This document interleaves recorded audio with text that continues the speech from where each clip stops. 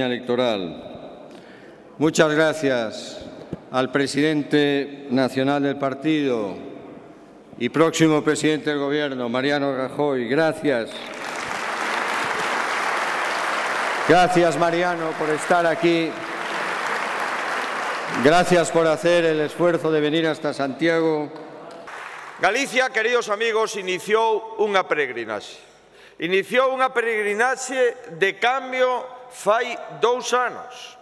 E estou convencido que a meta desa peregrinaxe, Compostela, tamén vai iniciar unha peregrinaxe a partir do 22 de maio. E España tamén. España vai cambiar a un presidente con ideas peregrinas que nunca veo a Galicia por un galego peregrino e con ideas que se chama Mariano Rajoy. Claro que o vai a cambiar e España o vai a facer.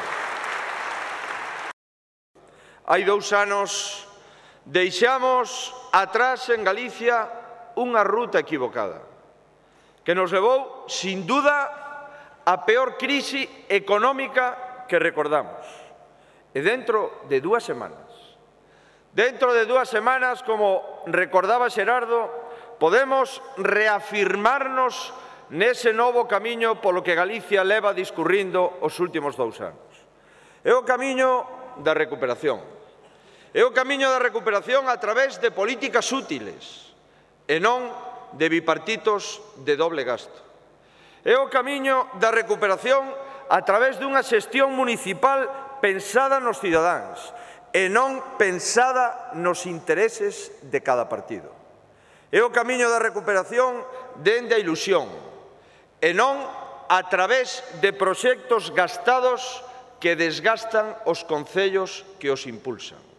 É o camiño da recuperación que será a etapa previa, non só en Santiago, senón nas cidades galegas, senón só en Galicia, senón na inmensa maioría das comunidades autónomas, na inmensa maioría das capitales de provincia. E ese camiño da recuperación nos levará ao final da etapa que será ter un presidente en Moncloa para iniciar todos xuntos o camiño da recuperación de España, o camiño da recuperación do noso país e o camiño da reconstrución económica do noso país.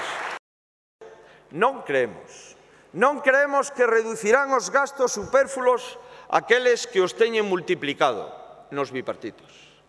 Non creemos que sanarán as contas públicas aqueles que creen que o diñeiro dos ciudadanos son un saco sin fondo. Non creemos.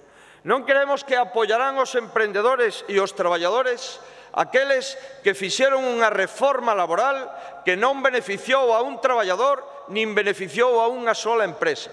Non creemos.